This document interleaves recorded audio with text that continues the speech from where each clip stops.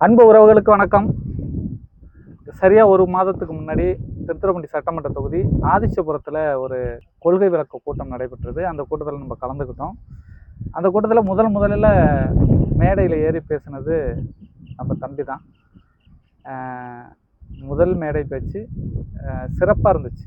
சிறு சிறு தடங்கல்கள் இருந்தால் கூட அந்த பேச்சில் ஒரு கருத்தியலும் தெளிவும் இருந்துச்சு. அதனால் இன்றைக்கி அந்த தம்பியை பார்க்கலாம் அப்படின்னு வந்திருக்கோம். தம்பி பேர் கபிலன். வணக்கம் தம்பி. வணக்கண்ணே. இந்த சின்னஞ்சிறு வயசில் கிட்டத்தட்ட 18 வயசு தான் ஆகுது.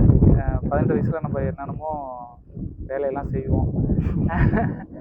அதெல்லாம் தாண்டி எப்படி நாம் தமிழர் கட்சி நோக்கி நீங்கள் நகர்த்தீங்க? இந்த அரசியலை எப்படி உணர்ந்துக்கிட்டு இந்த களத்துக்குள்ளே முதல்லண்ணே ஒரு 2 ஆண்டுகளுக்கு முன்புண்ணே திறன்பேசியில் பார்க்குறப்ப கத்தி கத்தி கத்தி கத்தி ஒருத்தர் பேசுவார். அப்போ எனக்கு விவரம் தெரியல. அப்போ ஒரு +1 படிச்சுட்டு இருப்பேன். அப்போ எனக்கு அவரை பற்றி முழு விவரங்கள் தெரியல. ஒரு சந்தேகத்தோடய இருந்தேன். ஒரு நாள் யதார்த்தமாக எங்கள் அப்பா கிட்ட நான் கேட்டேன், இவர் யாருப்பா இவர் அப்படின்னு சொல்லிட்டு கேட்குறப்ப எங்கள் அப்பா சொன்னாங்க, தம்பி இவர் பேர் தான் சீமான் அப்படின்னு சொல்லிட்டு சொன்னார். சீமானா? இவர் ஏன்ப்பா இவ்வளோ ஆக்ரோஷமாக பேசுகிறாரு? என்ன காரணம்ப்பா? எதற்காக இப்படி இவர் கத்தி கத்தி பேசுகிறாரு? என்ன காரணமாக இருக்கும் அப்படின்னு சொல்லிட்டு கேட்குறப்ப எங்கள் அப்பா சொன்னாங்க, தம்பி இவர் நாம் தமிழர் கட்சின்னு ஒரு அரசியல் கட்சியை நடத்திக்கிட்டு வராரு அப்படின்னு சொன்னா. அப்படியா? இவர் அரசியல்வாதியாப்பா? சரி. இவர் அப்போ எத்தனை எம்எல்ஏ எம்பிப்பா வச்சிருக்காரு அப்படின்னு சொல்லிட்டு கேட்குறப்ப, இல்லை தம்பி ஒன்றுமே இல்லைடா அப்படின்னு சொல்லிட்டு சொன்னாங்க எங்கள் அப்பா. என்ன இது எத்தனை வருஷமா கட்சி நடந்தது? 2010 ஆரம்பிச்சு இன்ன வரையும் நடத்திட்டு இருக்காரு அப்படின்னு சொல்லிட்டு. எப்ப 2 ஆண்டுகளுக்கு முன்பு 2022, 21 அந்த காலகட்டத்துல கேட்கிறப்ப சொன்னாங்க. அப்ப என்னப்பா இத்தனை கடந்த ஒரு 15 வருஷமா 12, 13 வருஷமா கட்சி நடத்திக்கிட்டு இருக்காரு, இவர் ஏன் ஒரு எம்எல்ஏ எம்பி கூட வச்சுக்கல அப்படின்னு சொல்லிட்டு கேட்கிறப்ப, நேர்மையா இருக்காரா அப்படின்னு சொல்லிட்டு சொன்னாங்க. அப்பாவே சொல்லியிருக்காரு. நேர்மையா இருக்காரா அப்படின்னு சொல்லிட்டு சொன்னார். என்னப்பா எனக்கு புரியலப்பா அப்படின்னு. தம்பி இவர் கட்சி எதற்காக ஆரம்பிச்சாருன்னா, 2009 இலங்கையில ஒரு போர் நடந்தது. அதுல நம்ம தாய் தமிழ் உறவுகள்லாம் கொண்டு வளைச்சாங்க. அந்த இனசாவை இவர் பார்த்துருக்காரு கண்ணுக்கு நேரா. நம்ம ஒரு தமிழரா இருக்கோம். சீமானுக்கு ஒரு உணர்வு தோன்றி இருக்கு போல. நம்ம தமிழரா இருக்கோம். தமிழரா இந்த போரை நம்மளால தடுத்து நிறுத்த முடியலையே அப்படின்னு சொல்லிட்டு ஒரு எண்ணம். இதற்கு என்ன வழி? ஏன் தடுத்து நிறுத்த முடியல அப்படின்னு சொல்லிட்டு எங்க அப்பா சொன்ன விளக்கம் அது. சீமான் ஆலோசிக்கிறாராம். அப்போ நமக்கான ஒரு அரசியல் இந்த தமிழ்நாட்டுல இல்லை. தமிழ்நாட்டுல ஒரு அரசியல் இருந்ததுன்னா எப்படியோ போராடி ஒரு இந்த போரை தடுத்து நிறுத்திருக்கலாம் அப்படின்னு ஒரு எண்ணம் வந்துட்டா அவருக்கு. அதனாலதான்டா அரசியல் கட்சி புதுசா ஆரம்பிச்சாரு. அவர் கட்சி பேரு நாம் தமிழர் கட்சி அப்படின்னு சொல்லிட்டு சொன்னாரு. அன்னைக்கு போட்டதுதான். யாரு யாரு யாரு யாருன்னு சொல்லிட்டு அந்த திறன்பேசி எடுத்தாலே சீமான் சீமான் சீமான்னு தேடுனேன். சீமானோட படை டைரக்டர் கேப்டன் பிரபாகரன் அப்படின்னு சொல்லிட்டு எனக்கு அதுக்கப்புறம் இவர் யாரு பிரபாகரன், இவரை நம்ம கேள்விப்பட்டதே இல்லையே, இவர் யாரா இருக்கும் அப்படின்னு சொல்லிட்டு இதை எங்க அப்பா கிட்டே நான் போய் கேட்டேன். யாருப்பா இவரு அப்படின்னு சொல்லி, என்னடா இப்படி கேட்குற, இவர் உனக்கு தெரியாதாடா, இவர் தாண்டா மாவீரன் பிரபாகரன் அப்படின்னு சொல்லிட்டு சொன்னாங்க. சரிப்பா நான் தெரிஞ்சுக்கிறேன்ப்பா அப்படின்னு சொல்லிட்டு எங்க அப்பாவே ஒரு புத்தகமும் ஒன்று வாங்கி கொடுத்தாங்க. அந்த புத்தகத்துல அப்போ உள்ள ஒரு விளையாட்டு தளத்துல முழுமையா படிக்கல, மேலோட்டமா படிச்சோன்னே சரி இவர் விடுதலை புலிகள் அப்படின்னு ஒரு இயக்கத்தை வழிநடத்துறதாகவும் அந்த இயக்கத்தின் தலைவர் இவர் அப்படின்னு சொல்லிட்டு ஒரு புரிதல் கிடைச்சது.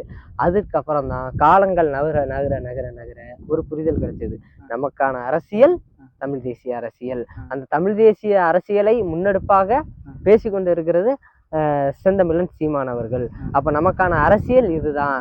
நம்மளுடைய இந்த 18 வயசுல இப்ப சொன்னீங்களா, இந்த 18 வயசுல இந்த வயசுல எல்லாம் காதல் கீதல் அப்படின்னு சொல்லிட்டு பல மாய வலைகள் இருந்தாலும் நம்ம அதுக்கு போகக்கூடாது. நம்மளுக்கான ஒரு விடுதலைய நம்ம அடைஞ்சுக்கணும். ஒரு எப்படி சொல்றது, தலைவர் பிரபாகரன் நடந்தது போல நம்மளும் புரட்சி பாதையை நோக்கி பயணிக்கணும். இந்த மக்கள் படுற துன்ப துயரங்களை எதிர்த்து போராடி அவங்களுக்கான உரிமையை வாங்கி தரணும் அப்படிங்கிற ஒரு மனநிலை எனக்கு தோன்றியது. சிறப்பு சிறப்பு. 1ஆம் ஆண்டு படிச்சுக்கிட்டு இருக்கீங்க. படிப்புல இருக்கிற கவனம் இந்த அரசியலை நோக்கி நகர்ந்ததுனால படிப்புல ஏதாவது பின்னடைவு இருக்கா? நிச்சயமா கிடையாதுண்ணே. ஏன்னா பல பேர் அதுல அந்த இடத்த சர்க்கிள்ல வர்றாங்க. எப்படின்னா அரசியலுக்குள்ள போனா படிப்பு வராது, படிப்பு மேல கவனம் இருக்காது அப்படின்லாம் சொல்றாங்க. உங்களுக்கு அது மாதிரி ஏதாவது உணர்வு? அந்த மாதிரி உணர்வெல்லாம் எனக்கு இன்ன வரைக்கும் இருந்தது கிடையாது. ஏன்னா படிப்புங்கிறது ஒரு ஒரு கரமா இருந்தாலும் அரசியலுங்கிறது நம்மளுடைய தேவைக்கு தான். ஆனா அரசியல் பாதையில நான் வந்து இப்பதான் கொஞ்சம் கொஞ்சமா பயணிக்கிறப்ப எனக்கு படிப்புக்கு இதுக்கும் சம்மந்தம் இல்லாத இருக்கு. அந்தந்த நேரம் எந்தெந்த நேரத்துல நான் எதை செய்யணுமோ அந்தந்த நேரத்துல அதை செஞ்சிருவேன். இப்ப இன்னும் விவரமா சொல்லணும்னா, நான் இதே பள்ளி பருவங்கள்ல படிக்கிறப்போ வந்து அரசியல் பக்கம் வந்து வெறும் இந்த செய்திகளை சேகரிக்கிறது, பார்க்கறது, அதோட நிறுத்திப்பேன். அதுக்கப்புறம் நான் வந்து இந்த கல்லூரி வாழ்க்கைக்கு நுழையறதுக்கு முன்னாடி, அதாவது இந்த 2024 பாராளுமன்ற தேர்தல் வந்ததுல அப்பதான் நான் வந்து அரசியல்லையே முழுமையா இறங்கினேன். பரப்புரைக்கு போறது, அந்த கூட்டம் நடந்தா அந்த நிகழ்வுல போய் கலந்துக்கிறது அப்படின்னு என்னுடைய முழு பங்களிப்பை நான் அளிச்சேன். இதனால என்ன தெரியுதுன்னா, என்னுடைய படிப்புக்கும் நான் பயணிக்கிற பாதைக்கும் எந்த ஒரு பிரச்சனையும் பாதிப்பும் இல்லை. இதுல குடும்பத்துல எப்படி அப்பா வந்து ஒரு தீவிரமான ஒரு கம்யூனிஸ்ட்வாதி. அப்பா வந்து சேகுவே ராவ், மார்க்ஸ், எங்க ஊர்ல எல்லாம் வந்து ஹெச் முருகையன் அப்படின்னு அவங்க இருப்பாங்க. வேதையன் அப்படின்னு சொல்லிட்டு எங்க ஊர் தான் எங்க பக்கத்து வீடு. அவங்க எல்லாம் வந்து மாபெரும் கம்யூனிஸ்ட் போராளின்னு எங்க அப்பா அடிக்கடி சொல்லுவாங்க. அப்பாலாம் வந்து தீவிரமான ஒரு கம்யூனிஸ்ட்வாதி. அப்படி இருக்கிறப்ப வந்து இன்னும் சில டைம் சொல்லுவாங்க, அப்பா வந்து இவர் ஒரு நேர்மையான அரசியல்வாதி அண்ணன்னு சொன்னாலும் இன்னொரு பக்கத்துல நீ அதுல பயணிக்க கூடாது அப்படின்னு ஒரு முட்டுக்கட்டையும் போடுற ஒரு அவல நிலையை நான் சந்திச்சுக்கிட்டு தான் இருக்கேன். அதனால வந்து வீட்டு தரப்புல பாத்தீங்கன்னா கொஞ்சம் எதிர்ப்பு தான் எனக்கெல்லாம் இப்பவும் இருக்கு. ஏன்னா எனக்கு வந்து இவர் ஒரு நேர்மையான தலைவர், அரசியல் கட்சி நடத்துறாரு, எந்த ஒரு கூட்டணியும் இல்லாம சமரசமும் இல்லாம இந்த மக்களுக்காகவும் மண்ணுக்காகவும் தர்மத்தை நினைச்சு நீதியை நினைச்சு களத்துல களமாடுற ஒரே தலைவர் சீமான் அப்படின்னு சொன்னவரு அந்த இயக்கத்துல நான் பயணிக்கிறப்ப எனக்கு முட்டுக்கட்டையாவும் வழிகாட்டினவரு அவர் தான். இப்ப எனக்கு தடையாவும் இருக்கிற படிக்கல்லாவும் இருந்தது அவர் தான். இப்ப எனக்கு தடைக்கல்லாவும் இருக்கிறது அவர் தான். எதுக்குன்னா இந்த அரசியல் பாதையை பொறுத்தளவு சொல்றேன். இதுல நீ பயணிக்க கூடாது, உனக்கு இதுதான். இந்த மேடைக்கு எப்படி வந்தீங்க அன்னைக்கு? அது சில பல தடைகளை தாண்டி தான் வந்தேன். நான் இதுக்கு போவேன். உங்க கொள்கையை நீங்க பார்த்துட்டு போங்க, இது எனக்கு பிடிச்ச சித்தாந்தம், என் மக்களுக்கு பிடிச்ச சித்தாந்தம், என் மக்களுக்கு சரியான ஒரு தத்துவம், இதுதான் நான் போவேன், இதுல நீங்க வேண்டாம் அப்படின்னு சொல்லிட்டேன். நேரடியே சொல்லிட்டேன். அதுக்கப்புறமும் சில பல எப்படி தந்தையாராயிட்டு விடுவாங்களா, ஆச்சா மாச்சான்னு சத்தம் தான். அதெல்லாம் சரி நடக்கட்டும். சிறப்பு. சரி, இந்த தமிழ் தேசிய அரசியல்ல இப்ப அண்ணனை பத்தி நீங்க இவ்வளவு சொல்றீங்க, ஆனா அண்ணனை சுத்தி இவ்வளவு பிரச்சனைகள் வந்துகிட்டு இருக்கு. இப்ப ஆளும் அரசாங்கத்தால, அரசுகளால, இந்த திராவிட அரசியலால அண்ணனுக்கு இவ்வளவு பிரச்சனைகள் வந்துகிட்டு இருக்கு. அதெல்லாம் எப்படி பாக்குறீங்க? அண்ணன் பல மேடைகள்ல சொல்லுவாங்க, வேர்க்காமல் விளையாட முடியாது, அவதூறு விமர்சனங்கள் இல்லாமல் வளர முடியாது அப்படின்னு சொல்லிட்டு. இந்த சமூகத்துல ஒருத்தர் நேர்மையா இருந்துட்டா, உண்மையாக இருந்துட்டா, பல இடையூறுகளும் நெருக்கடிகளும் வந்துகிட்டு தான் இருக்கும். அதனால அண்ணன் என்ன சொல்றாங்கன்னா, அதெல்லாம் கடந்து போகணும். கடந்து போறது நம்முடைய இதெல்லாம் எனக்கு ஒரு பெரிய விஷயம் கிடையாது. அவதூறுகளை பரப்புறவங்க பரப்பட்டும், என்ன நெருக்கடியா வந்தாலும் என் மண்ணுக்காகவும் மக்களுக்காகவும் நான் உறுதியா தமிழ் தேசியங்கிற ஒரு உன்னதமான தத்துவத்தை நான் முன்னெடுத்து நிக்கிறேன். அந்த தத்துவம் என்னை வழிநடத்தும். அரசாங்கத்தாலும் எது நடந்தாலும் எனக்கு இடையூறுகள்லாம் தந்தாலும் என் தத்துவம் என்னை வழிநடத்தும் அப்படின்னு சொல்லிட்டு திட்டவட்டமா அண்ணன் வந்து சொல்றாங்க. இதை தாண்டி நாம் தமிழர் கட்சியை விட்டு இப்ப அக்கா காளியம்மாள் அவர்கள் வெளியேறிருக்காங்க. இப்படி தொடர்ந்து கட்சி பொறுப்பாளர்கள் வெளியேறாங்க. இதை நீங்க எப்படி பாக்குறீங்க? இப்ப வந்து இத வந்து நீங்க மட்டும் என்கிட்ட கேட்கல, பல நபர்கள் இந்த டிவிகேவில் இருக்கிறவங்க, அந்த தம்பிங்க தான், அந்தவங்க எல்லாம் வந்து பயங்கரமான நெருக்கடி கொடுப்பாங்க. உங்க அண்ணன் என்ன இப்படி பண்றாரு அப்படி பண்றாரு, எல்லாம் கச்சை விட்டு போயிட்டு இருக்காங்க, நாம் தமிழர் கூடாரம் காலியாக போகுது, நீ எல்லாம் அரசியல் நடத்த முடியாது, ஒழுங்கா எங்க கட்சியில வந்து இணைஞ்சிரு அப்படின்னு சொல்லிட்டு கல்லூரி நண்பர்களும் சரி, கிராமப்புறங்கள்ல உள்ள எனக்கு நட்பு வட்டாரங்கள்லாம் கொஞ்சம் அதிகம், அவங்களும் சரி வந்துருங்க நீங்க காலியாக போறீங்க அப்படி இப்படின்ட்டு பலரும் விமர்சிப்பாங்க. அவங்களுக்கெல்லாம் நான் வந்து ஒன்னே ஒரு இதை நான் சொல்லுவேன், 2010 காலகட்டத்துல அண்ணன் வந்து இவங்க இருக்காங்க, இந்த பேச்சாளர் இருக்காங்க, இந்த கவிஞர்கள் இருக்காங்க, இந்த எழுத்தாளர் இருக்காங்க, இவங்க நம்மளை பாதுகாப்பாங்க, இவங்களை நம்மளை வந்து எப்படி நமக்கு ஒரு அரணா இருப்பாங்க, இவங்க நமக்கு ஒரு தூணா இருப்பாங்க அப்படின்னு நினைச்சிட்டு சீமான் அவர்கள் அரசியல் கட்சி தொடங்கவில்லை. சூப்பர்யா.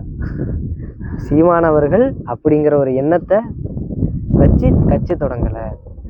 அவர் வந்து தமிழ் தேசிய சித்தாந்தம் உன்னதமான ஒரு உயர்ந்த கொள்கைன்னு தனியா களத்தில் நின்னாரு. அப்படிப்பட்ட ஒரு புலிக்கு எதுவும் பண்ண முடியாது. கட்சியில வந்து விலகிறதும் சேர்றதும் இணைவதும் விலகுவதும் அவர்களுடைய தனிப்பட்ட விருப்பம். அதை பத்தி நம்ம எடுத்துட்டு போறது பேசுறதோ எதுவும் கிடையாது. ஆனால் நாம் தமிழர் கட்சிக்கு விலகி போறதுனாலயோ வந்து சேர்றதுனால எந்த ஒரு பின்னடைவும் பாதிப்பும் கிடையாது. அண்ணன் வந்து யாரை சார்ந்தும் இல்லை, தலைவரையும் தமிழ் தேசிய கொள்கையையும் நம்பி நிற்கிறார். அதனால் நாம் தமிழர் கட்சிக்கு எந்த ஒரு அப்பத்தமும் கிடையாது. கண்டிப்பா யாரும் விலகினாலும் நாம் தமிழர் கட்சிக்கு எந்த பின்னடைவும் கிடையாது. இப்ப இவங்கெல்லாம் விலகிறதுனால தேர்தல் மிகப்பெரிய பின்னடைவை நாம் தமிழர் சந்திக்கவும் சொல்றாங்க இல்லையா? அது ஏற்றுக்க முடியாத ஒரு விஷயம்தான். ஏன்னா இப்ப இந்த வருஷம் மட்டும் கிடையாது, ஏற்கனவே பல ஆளுமைகள் நாம் தமிழர் கட்சியில ஒரு முக்கியமான பங்கு வகித்தவங்கெல்லாம் ஒரு 4 வருடங்கள் 3 வருடங்களுக்கு முன்பே கலந்து செஞ்சிருக்காங்க. அப்பயுமே இதே விமர்சனங்கள் தான் வந்தது.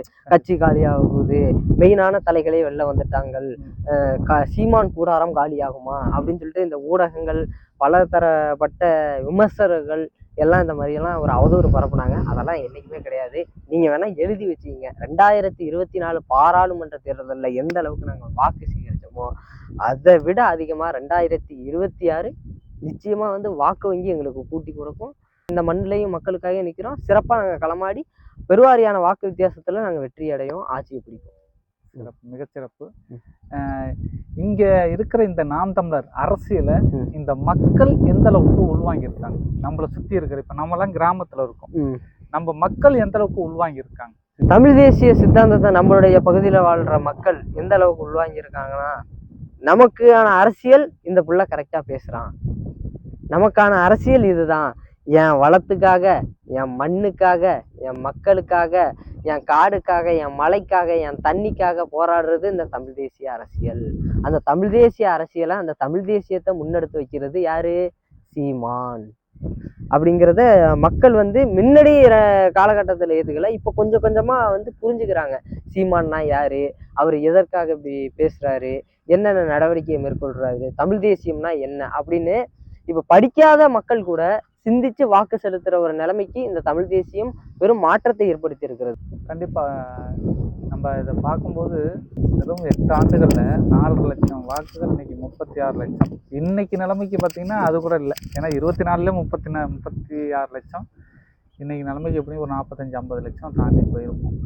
அவ்வளோ பேர் புரிஞ்சுக்கிட்டு வந்திருக்காங்கன்னா நிச்சயமா தமிழ் தேசிய கருத்தியல் வளர்ந்துக்கிட்டு தான் இருக்கு, அதில் மாற்று கருத்து இல்லை. உங்கள் நேரத்தை ஒதுக்கி இந்த நேர்காணல் தந்தமைக்கு மிக்க நன்றி தம்பி.